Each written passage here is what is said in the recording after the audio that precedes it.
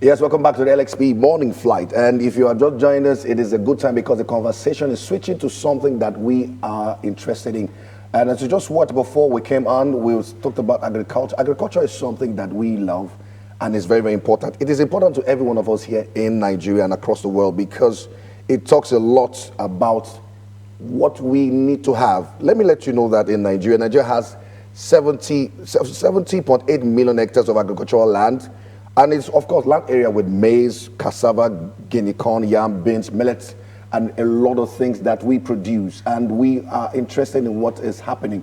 Joining us today to talk about the conversation as we're looking at agriculture and what we can get to do, alternatives, because we don't want to look much more, depending solely on oil, but we see that, yes, we have the prospects and the perspective of agriculture to change things. We have an agroeconomist that's joined us here today, and we love him so much because here on the LXP Morning Flight, he comes and is always there with us. Uncle Sheyi Feleja is joining us today. Uncle Sheyi, good to see you. Thank you very much. I hope, like we said, let me just say it now, we'll sit behind the scene. I hope you brought the portions of meat and the things. Yes, somebody has promised us meat for... You promised us. For years now. You are covered. You're covered. We are covered. Okay. Yes, you are. I like that. You know, when behind the scenes too, we are covered. When a child of God says that you are covered, you truly are covered. I receive. Now, Uncle, now this is we are faced with a lot of things, and with the conversation that had to come with the president's inaugural speech, a lot of things are around helping out to see agriculture, because we've seen that over the years there's been over dependency on oil, and we say that agriculture now, like the present, is not the present gold. What do we need to understand about the viability of agriculture presently, even with this thing that have come up now with this new price of things that have changed? It's subsidy removal. There's a lot happening around that conversation. What will happen to the farmers and things like that? So we need to get to know. Thank you very much for having me once again. Good morning, viewers. We're not amiss to, continue to speak of our love for agriculture and the expectation as to when our government will really give attention that it deserves to it.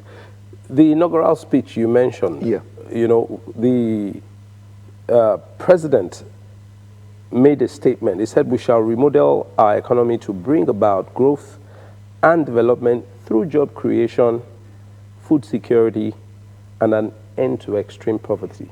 Yeah. Those three goals, it's like killing a bird with one stone. If you focus on agriculture, there will be job creation, there will be food security, and there will be poverty reduction, serious reduction of poverty. With agric, you can achieve those three things. So he went ahead also to speak about, what his focus is going to be for agriculture.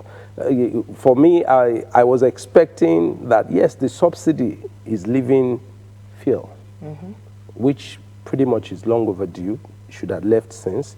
And I called in on your show like some few days ago to express my, what's it called?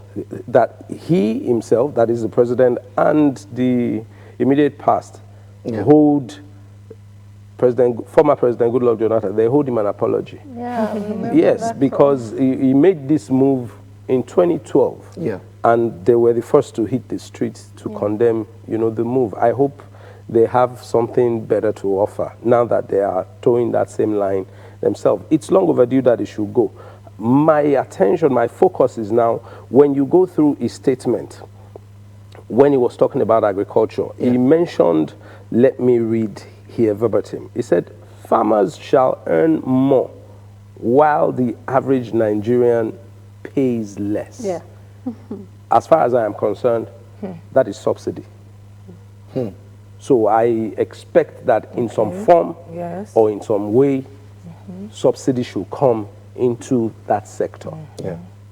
It should come into that sector. And if we're talking about food security, Nigeria has we don't have any business being poor. And like, the man of God has iterated it, we're not a poor nation. We're not. We have more than enough wealth to go around this country and back and even outside. And we have proven it in time past where we have been big brothers, so to speak, to all of our neighbors. African countries, yeah. Yeah, to all of our neighbors and those even far away. We have attended to their woes, we have solved their problems. You know, we are the go-to market. Yes. Even for them. We make their economies vibrant. So there is so much that we can still bring to the table if this is not just lip service, as we've come to see with past regimes and the likes. Now, for this government, I would expect it is, well, some form of continuity should be in there somewhere.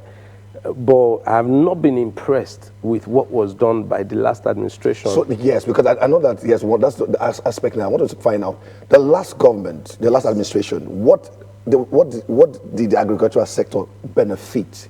And how far can we build from that going forward? What were the things, what were the areas at which they should have done, but they didn't do, they said that they didn't meet up and things like that? And in addition to that, during the President Goodluck, Jonathan's era, things were a bit better in terms of agriculture. Prices were better. So what was done differently that skyrocketed the prices of food in the last administration? So as compared with this incoming one, what do you see? What was done differently then and compared with this one that we're about to experience? Okay, thank you. I will answer our own to come to your own. With President Goodluck Jonathan's era, one of the major things that I personally found like an advantage for the agri sector was that we had a right person in office managing the affairs of the country as far as agriculture was concerned. That's the time. We had the right person doing the job, and it was dealing with the real issues. It was dealing with the real issues. That's the person of the current president of the, thank you. He knew the industry, both locally and more globally. And he could bring about some form of handshake between both for things to work, seamlessly. And, where I knew also that he had tons of challenges, which is not, you can't remove from being in Nigeria. He had tons of challenges from constitution to performing his everyday task. He had a lot of issues, a lot of dealing with cartels, people that had held down the fertilizer trade as, something that should profit them. And he changed it, he flicked it well. And things started working well. But I will mention to you that most of those changes were not properly followed up with the new, as in with the next administration, which was the first time in office of President Buhari. For the most part, it looked like they were going to continue and they were going to get it right. Now, in the Goodluck Jonathan era, there was insurgency, there was insecurity.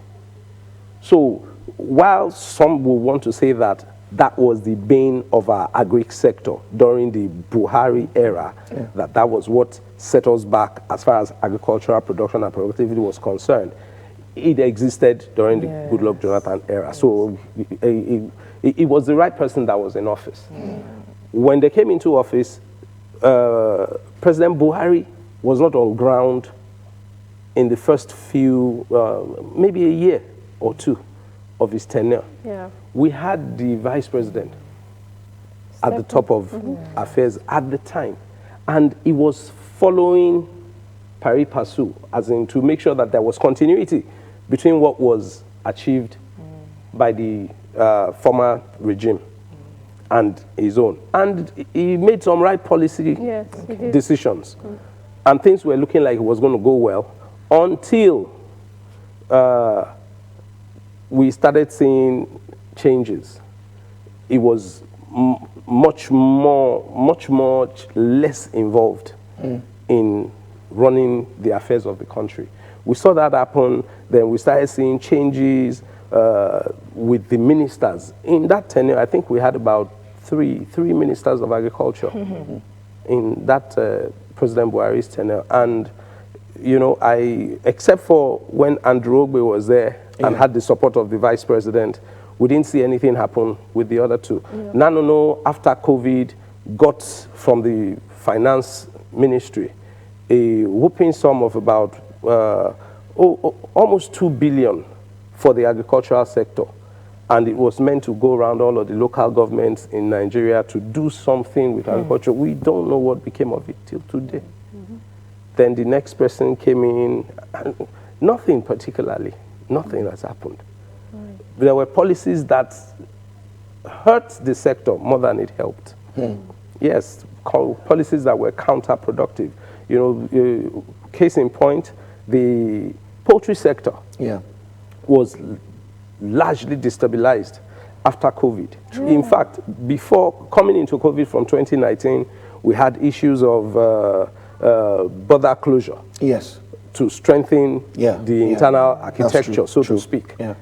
And from border closure, it was now an anti-productive policy of no effects for importation of the inputs for the poultry sector. And we were not sufficient in the production of those inputs as a country. Do you understand? Yes. You made me think, oh, the coast is clear now. You can now increase, you can do much more. Then what I need to do much more, you now starve me off in the next minute. Yes. So most people that increased capacity in the poultry sector started suffering. Some were shutting down poultry farms, especially in the southwest and the southern region. They were shutting down poultry farms because of some government policy that did not, you know, consider the, you know, effect of those policies before they're being thrown out there. So that went then. The president spoke about livestock. Yes, I saw that. The livestock sector in this is inaugural speech. I want to know what would have changed. Yeah, Mr. Shea, I wanted to, you know, just come in while you were talking. You talked about.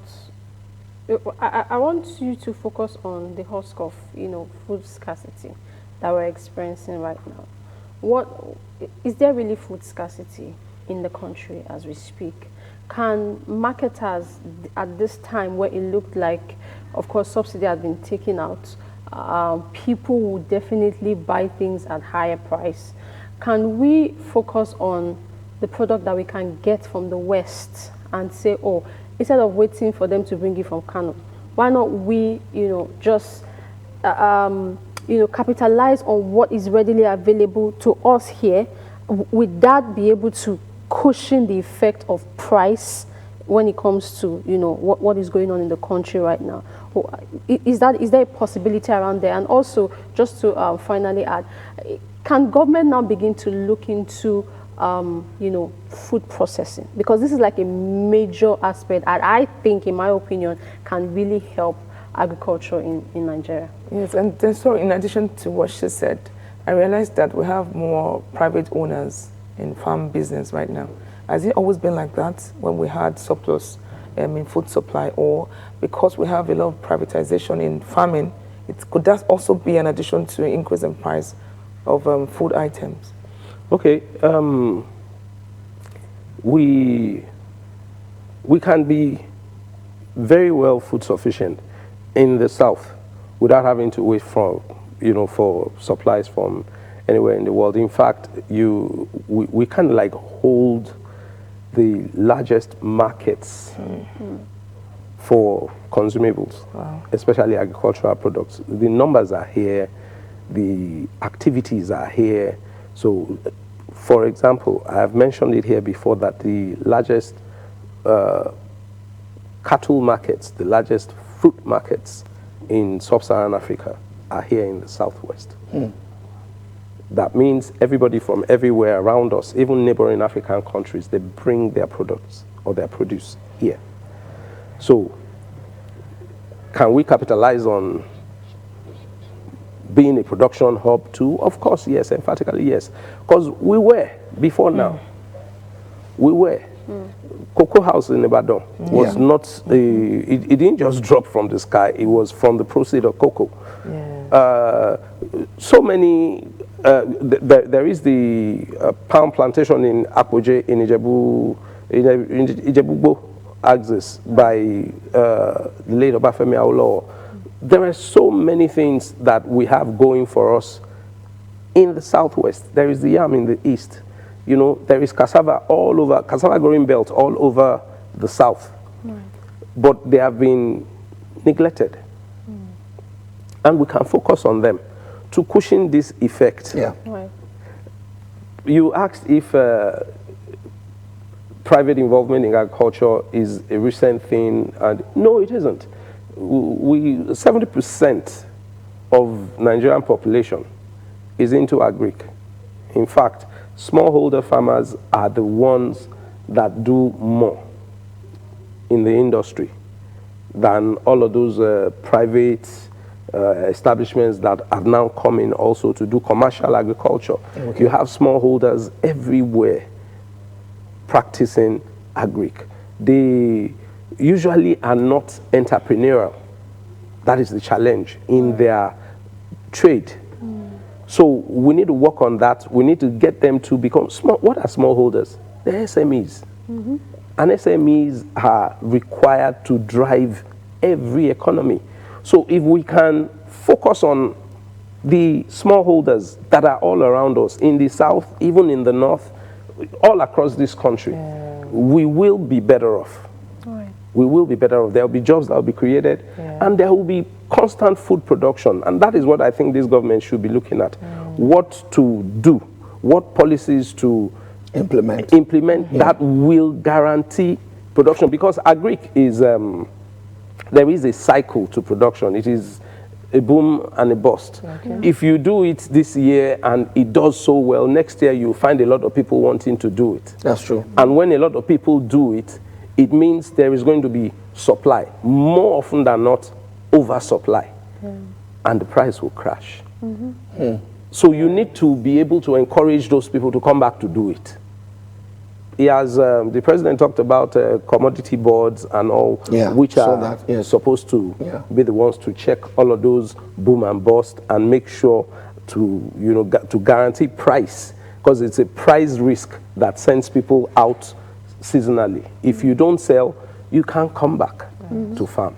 So if a government is sensitive enough to make sure that people get value for effort so that they can go back to the farm, it will be nice. It will be nice, but talk is cheap.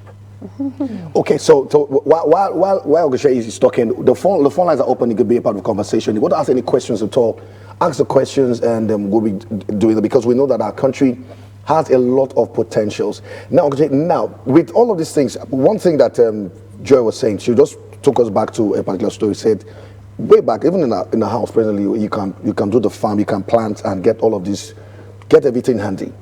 Going forward, what should Nigerians do?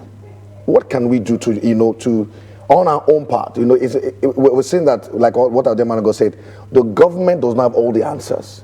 What can you do in your place to work on the things, so that I know that if I have one plot of land, half plot of land, what can I do instead of that lying shallow like that? What can I put to work so that I can get the product?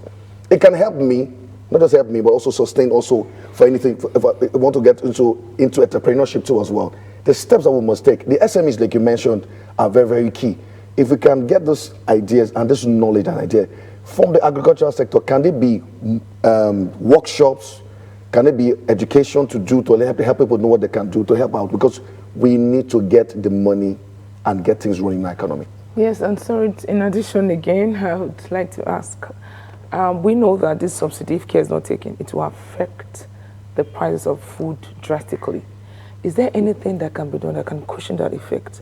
That people will not really feel it, that maybe expanding maybe those involved in farming or something, any idea as a professional? Sorry, I think it's too late to take care on whether or not the subsidy removal will affect the price of food. It will affect it. In fact, this morning I was typing a chart to one of my clients that I had to treat his order on Monday.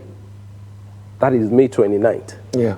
He ordered on Sunday, and he was begging me, because I won't be at work, I'll be around, so I'll be able to receive the order, blah, blah, blah, blah, blah, blah. And I was like, oh, I didn't want to work on Monday. I usually do not. So I also, okay, there's no, let me treat his. I was grateful to God that I treated his order on Monday before this announcement was made. Wow. Because if I didn't, I would probably do it by Saturday, this coming Saturday, at a loss. At a loss, because we would have locked down on pricing and everything. So it involved a whole lot of logistics. So for me to cope would have been a matter.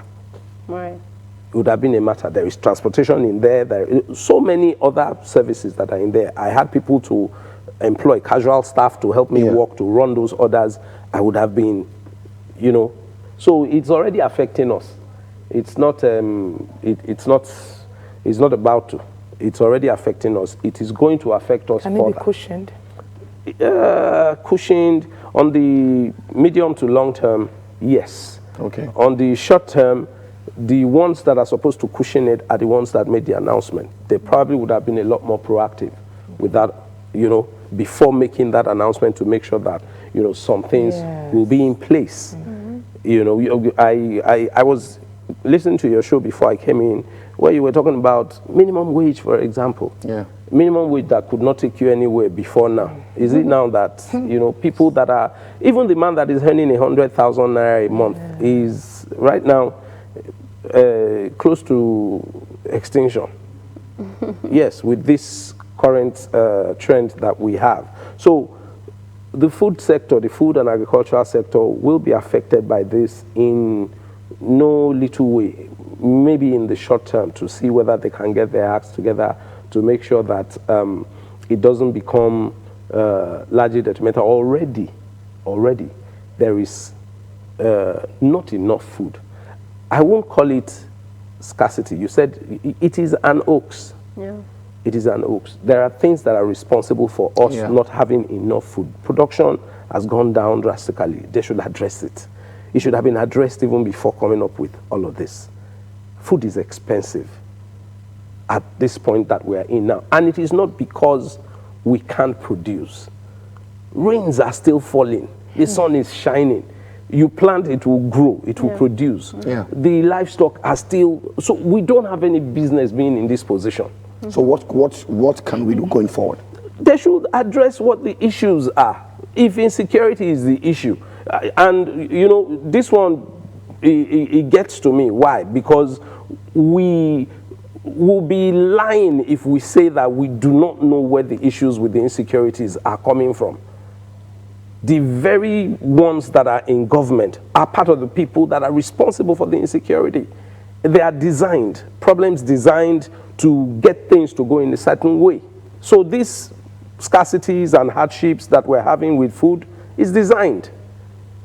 It's designed. So if this president were going to be true to anything and not continuing the ways of the former, it should solve the problems. Okay. It should deal with the problems.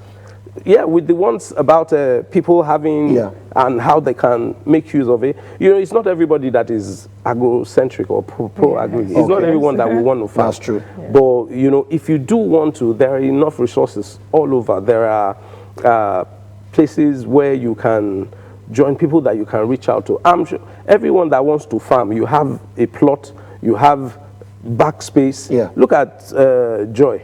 She's looking bigger than all of us because they have, you know, a farm at the back of the house and all of that. So if you want to do that, they can call in on Love World XP, especially the ones that are in our nation. Yeah. And we will give them plans on how to maximize whatever space that they have to put it to productive agricultural use. And you had that here live and direct, and it was true. And it's true, Uncle Shea said that. So if you want to get information concerning farming, what would you do to ensure that you want to maximize your space, whether it's a plot, 1 acre, 2 acres, or hectares, or anything that you want to do, you can do it. Just call the phone lines that are shown on your screen at any given time. Call and we'll connect you to let you know. Because remember, we are people of a beloved country and we have the solutions everywhere. You can do it and we can do great things. Thank you so much, Uncle Shay, for coming. Thank you. It's always a pleasure to have you. We're going to be having you enough time because we need to know that this is viable. Yes. I want to get involved. Joy just told me, I know she just sent me a chat that she wants to get into food, as in massive food exportation.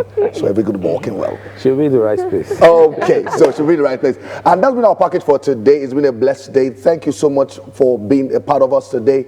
Until we see you again tomorrow for the Faji Fridays edition of the program. My name is Paul Basa, the ambassador. I'm Joy Hiyoya. And I'm Anne Meta Williams. I'm Sheyi And it's Uncle Sheyi Felaja. Any day, anytime. We love you. God bless you. Bye. Bye-bye. Have a great day.